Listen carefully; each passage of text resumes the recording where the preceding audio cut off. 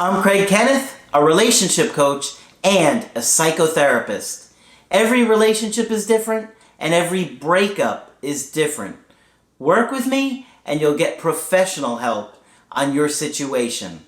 And if you're in no contact, focused on personal growth, my workbook series, The Knowledge, will help you make changes like you've never made before. Available now at AskCraig.net.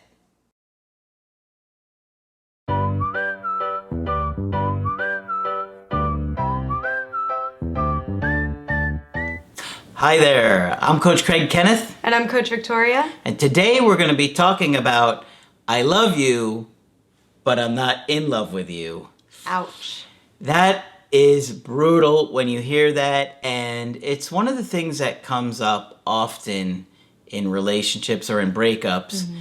And so we're going to talk about it today. Obviously, people say those things for different reasons. It's not always the same, but we're going to kind of explore some of the things that we've seen and that has come up in breakups. So if you've heard this might be relevant to what's going on in your situation. Mm-hmm. You know, I think one of the first things people think when they hear this is, you know, if you love me, why are you leaving me? Exactly. It's a valid point, yeah. Right? Like, I don't understand this. Like, if you love me, then why are you ending our relationship? I don't get it. I love you. Mm-hmm. I want to fix it. Yeah. Now you're telling me you love me, but you don't want to fix it? Exactly. And there's a special word in that sentence. That's but. And people tend to dismiss everything that's said right before you say but. So they'll hear, but I'm not in love with you. And in your brokenness and in your difficulty to grasp the situation, you might catastrophize this into they never loved me, they never cared about me, they don't think that I'm worth loving. So we can see how this one statement can reap so many different repercussions for you emotionally. So we're going to talk about that today and just give more context to the situation. Yeah, you know, I remember hearing years ago that a lot of times when you hear somebody speak, the most important thing is after the word but. Right. Right? And so in that context, it is like, wait a minute.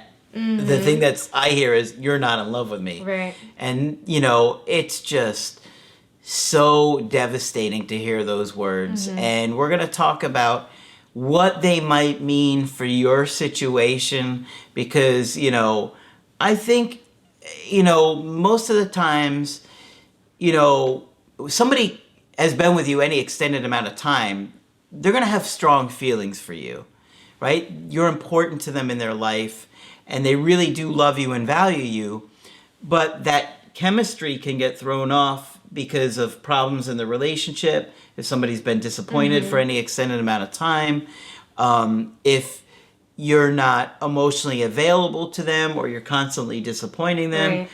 That hurt gets built up and they just feel like, you know, I love you, but I don't feel that romantic connection right now. And that spark that you had, particularly in the early stages of the relationship, right.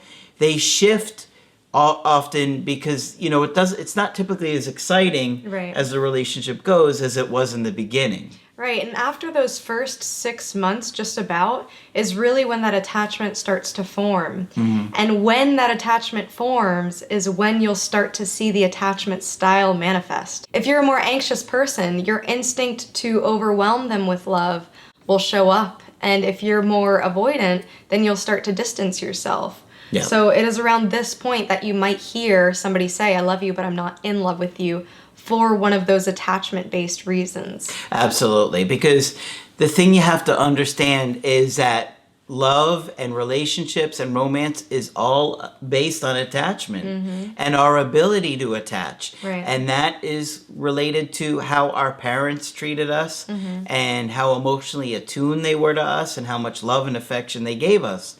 And when your parents have issues with anxiety, depression, trauma, whatever it may be, that's going to affect their ability to give you the love and the care that you desperately needed as a baby. Exactly. And so my theory, and Margaret and I have talked about this, is that the avoidants tend to have gotten less love than their, you know, people that are anxious or secure. So they kind of regress unconsciously to this deep desire to be taken care of that they never really felt from their parents. And so they almost unconsciously want to be taken care of by their partners because they were never given that experience in their childhood, in their early childhood, like when they were a newborn or a baby. And so they kind of have this fantasy that I want a partner who's going to take care of me and know what I need. And if you've dated somebody that have said, you should know, right? Particularly, you may have dated an avoidant that has said to you, you should have known better. You should have known what I needed. You should have known.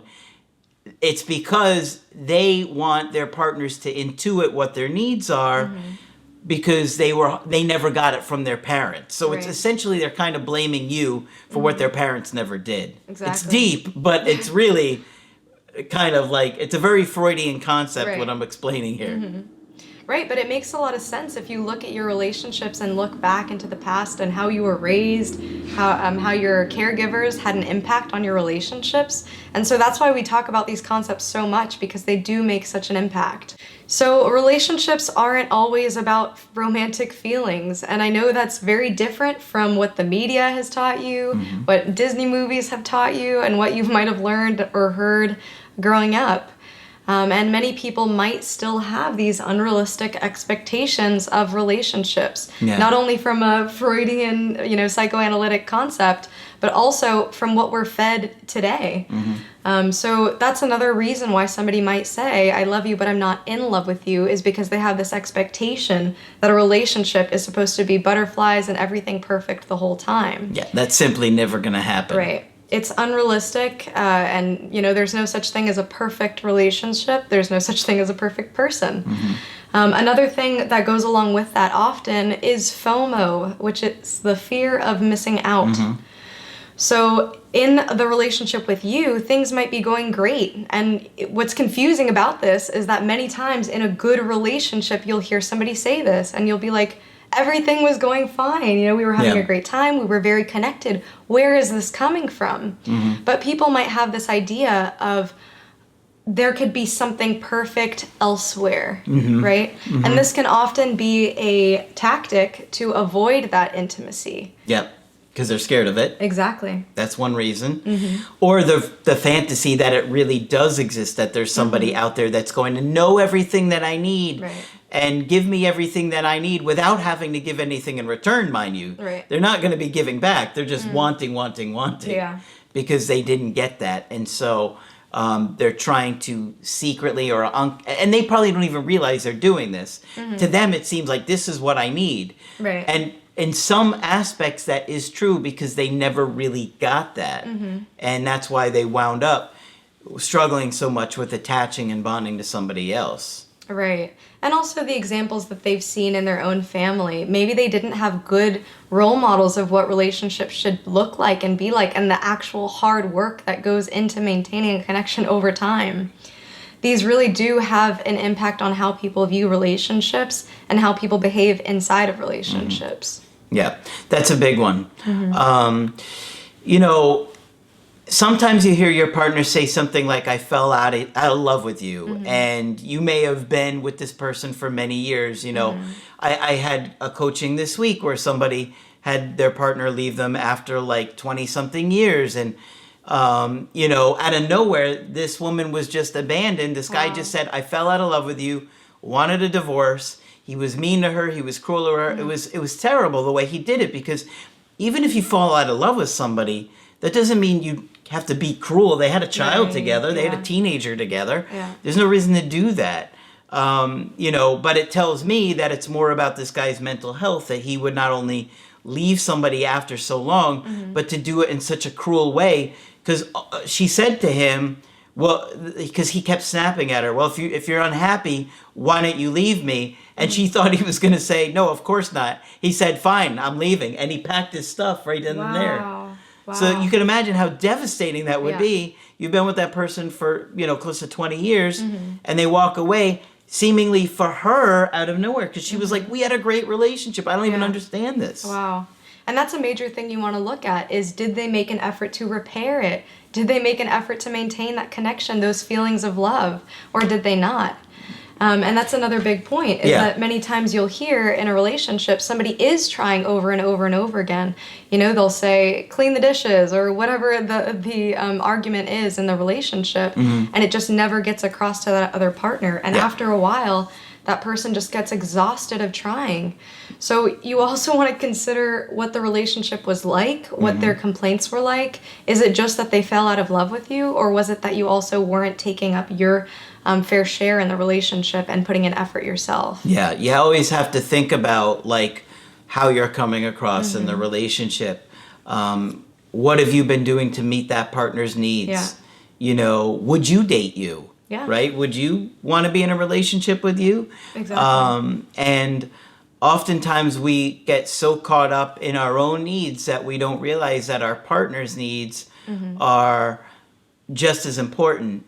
And we get so obsessed with our own anxieties that we start to become controlling and demanding and put all this pressure on that other person. Right. And then they just, you know, get either maybe suffocated or frustrated, and they're like, I can't do this anymore. Right. And sometimes you'll even see an ex come back into your life with the intention of just being friends, because they did truly love you. They did have that attachment to you, but they just didn't want those romantic feelings along with it. So they'll try to have it both ways, where you can still be in their life and still be that present figure, but at the same time not have that, you know, intense romance attached with it. So ultimately it's up to you and what you decide to settle for. So if friendship is not what you want, then I wouldn't settle for that when you do hear somebody say, I love you, but I'm not in love with you. Yeah, I don't think you should be friends with your ex, because it's going to be torture. I mean, quite frankly, if you want to wind up being friends with that person many, many years down the line and you don't really have any desire anymore, that's a completely different story. You know, a couple of my exes I still chat with now and then. Not the Applebee's girl, everybody will ask. But, you know, there are other exes that I'll chat with from time to time, and we're on good terms, and we're both happy for each other or whatever. Yeah. But, you know, it took a while to get to that place. You're going to be miserable if you have to see your ex start dating somebody new right after you've broken up. Yeah. And if you're still wanting to repair it, I wouldn't recommend it. It's a personal decision, but I wouldn't do it personally. And I don't recommend it. You need to give time and space from that person and let them miss you. Let them see what life is like truly without you. Because a lot of times, you know, when you're in a relationship, you think that this thing bothers you or that thing bothers you. Right. And it's really weighing on you. And then you lose the person and you're like, you know what, those things did bother me, but not as much as not having that person in my life anymore. Right. I don't think those things that were bothering me back then are as important as they felt at the time. And so I'm willing to let those things go, or kind of maybe negotiate on things in order to have you back in their life and work things out. Exactly. And in this situation, it can be really easy to blame yourself. If they're saying, I'm not in love with you, you always tend to feel like maybe it's something I did, maybe it's something I said. Was I not funny enough? Was I not sexy enough?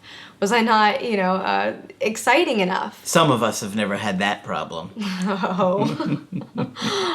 I get too sexy sometimes. You were too sexy for me and I couldn't handle it anymore. But these are real things that It's a curse and a gift. Both. It's a gift and a gift. It's a gift and a gift. But these things really can affect your self-esteem. So remember to take care of yourself and to not put all of your self-worth into this person and into this relationship. If possible, find other outlets. Lastly, I want to say that just because they're not in love with you right now doesn't mean that they never will be. And I know many of you are going to say, you know, don't give us false hope on this. We don't want to keep hanging on if there's no reason to. But truly, feelings do change, and we don't say that for no reason. We've had people who've said, I'm not in love with you, or this is never going to happen. Yep. And it does. And that's because there's so many different dynamics, as we've explained in this video. Relationships are very complex. Yep. So you have to take everything into consideration, and ultimately it's you who decides what you want to settle for, what you can tolerate, and how long you want to hold on for hope. Yeah. Every person is different. Every Right. situation is different. But we share the information on some of the things that we see so you can help navigate those things. And of course, you can do that in a call with us because we're going to look at your situation because we know it's so confusing, right? Yeah. We've been there. We know what it's like. It's torture. And, the important thing that you understand is that when somebody tells you I'm in love with you, or I love you but I'm not in love with you, it's not like they're lying to you. That's just how they're feeling in that moment. Right. And if you truly give them the time and the space to navigate and to process, and you truly spend your time working on yourself and improving on the areas that you struggled and really stay focused on all the areas that we teach: communication, mental health, becoming more confident, love languages, all the different things that we cover. You can navigate it and be so much better prepared for when they do reach out again, which they often do. Or you're going to be better off in your next relationship. So either way, you're going to win. Right. So hopefully you found this video helpful. Put a like on there if you did. Subscribe to the channel. And of course, if you want to get my help personally, you can do that on my website, askcraig.net. Sign up for the coaching option that works best for you. I do email coaching and I do Skype. Coach Margaret is available for Skype coaching. And of course, Coach Victoria will continue to train with us. I'll be here. But that's it for this video. I'm Coach Craig Kenneth. I'm Coach Victoria. And we will talk with you soon. To get my help personally, go to askcraig.net and click on Schedule Coaching and choose the option that works best for you. I do email coaching or Skype. To schedule a coaching with Margaret, click on Margaret on the top of the page and order a Skype with her. For the Knowledge Creative Healing course, click on the link at the top of the page and click Get Started Now.